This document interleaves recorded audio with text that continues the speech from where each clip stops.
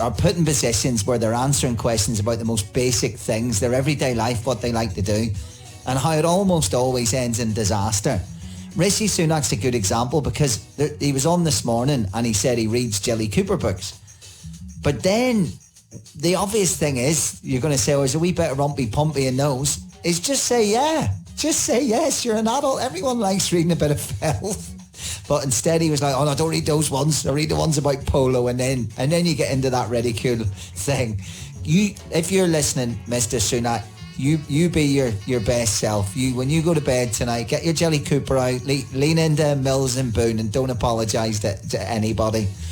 So he's one of a long line of prime ministers who've fallen foul to what is a seemingly simple question. But I always think, what advice do they get? First of all, to be in situations to answer them. And secondly, why isn't someone saying, just answer those questions honestly? Sophie Stowers has had many a more serious interview. She's a researcher in British and European politics and public opinion for the organisation UK in a Change in Europe, which looks at Brexit and its consequences. A very important title for someone who's lowered themselves to have this 5-minute conversation with me. Sophie, welcome to the programme. Thank you for having me. Well, what is it? Why can they talk about the economy and immigration and war and the NHS? Whether you agree with what they say, they can talk about it. But when you ask them who their favourite pop star is, or when you ask them what they did in their spare time, why do they so often fall to pieces? I think it's one of those weird things where, they want to be, the reason they want to answer these questions is because they want to make themselves look as relatable and, good to voters as they possibly can. So they're in this weird position of having to come across as really relaxed and just, having a nice chat about what they get up to in the spare time or what music they listen to. But at the same time, they're thinking about electoral strategy constantly at the same time. And I think it must be a weird thing to have to try and be, open up, but also try and censor yourself and not go too far at the same time. Yeah. I mean, let me play you this clip to start. So this is a pretty famous one. I actually think this is the least cringy of them all, but I'll play it for you anyway. Theresa May, famous line. What's the naughtiest thing you ever did?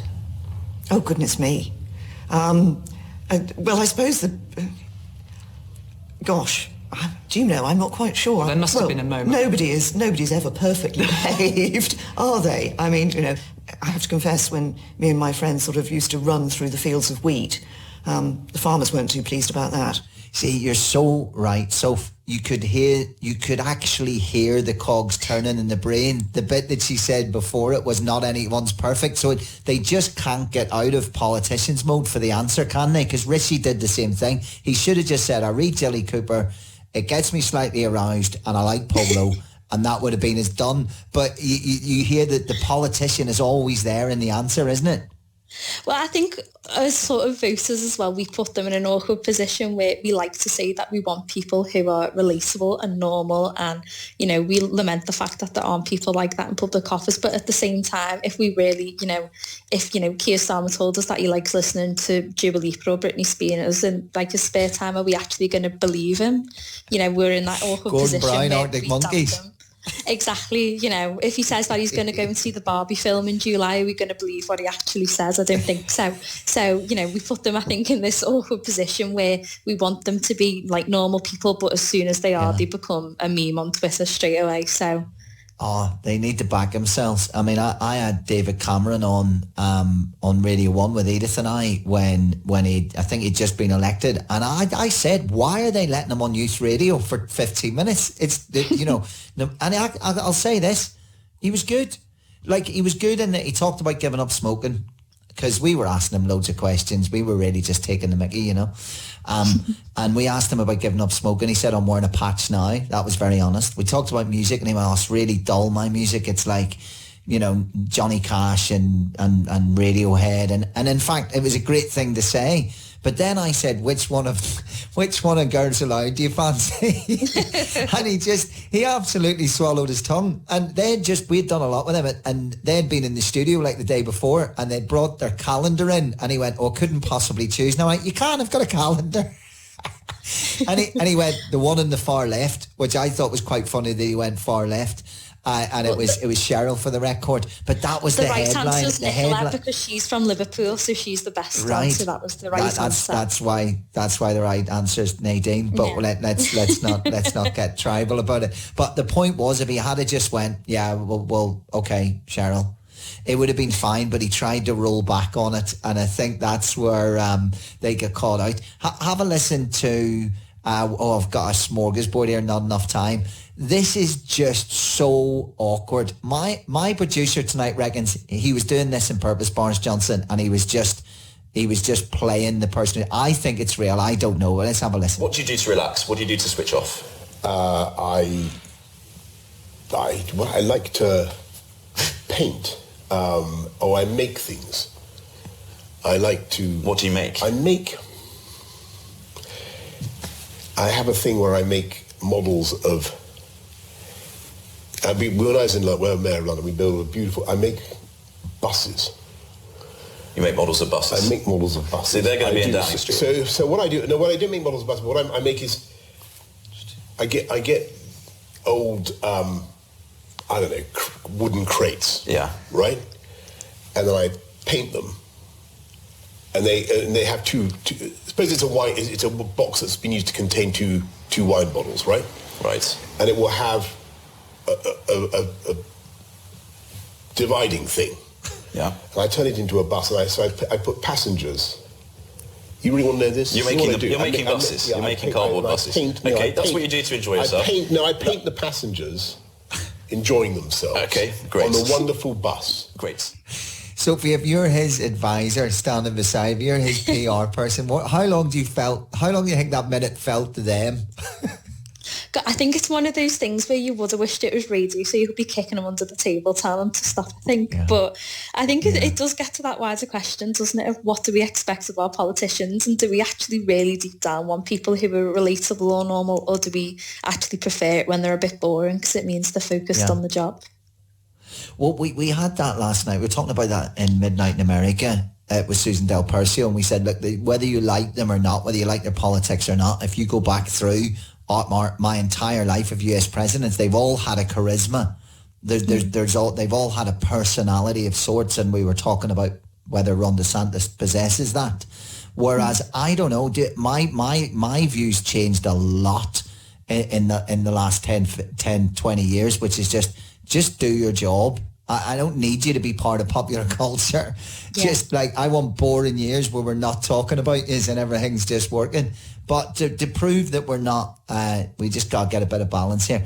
What about taking it too far and maybe, dare I say, a little bit of overconfidence? This was Tony Blair doing a sketch for Comic Relief. All right. I'm on the phone. I bought you some biscuits. Was that someone famous? No. Have you ever seen anyone famous? Well... Who's the most famous person you've ever seen? Lauren. Have you ever been to Centre Parks? We went out at half term and I was like, this is going to be well dry, but it was all right, because they got 200 different types of restaurants. Am I bothered? What? Am I bothered, though? What'd you say? But I ain't bothered. Right, you can't say that. Look at my face. Right, what are you doing? Is my face bothered? No, wait a minute. Does my face look bothered, though? No, are you messing with my mind? Face bothered. Topshop, Centre Parks, trainers, small feet, rich tea, bandages, Ryan, Lease. I ain't bothered. But you don't even know who the most famous person I've ever seen is. I don't care, because I ain't bothered. Hasn't it great, has it, Soph? I think it's like when you're talking about America, then actually I think a lot of it is in the UK. We don't necessarily treat politicians kind of typically with, as much reverence or respect as maybe Americans tend to treat the president with. So, I think we like to think that we're the ones who get to take the mick out of them, and we don't like it when they try to do it themselves.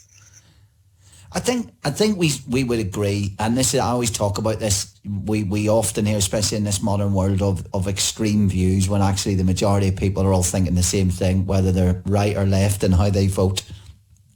Is we find that they're usually out of touch the higher they go up. But there's a weird quirk here, right? The Queen always kind of got it right.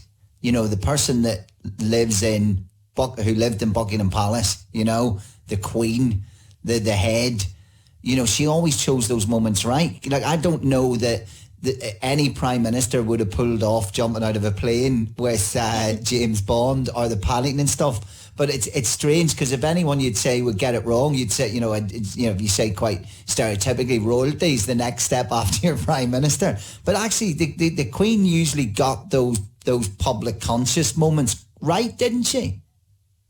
I think so, and I think it's, it is, like I was sort of getting at before, we expect politicians to walk this really difficult tightrope in kind of their relatability and how they put themselves across to the public.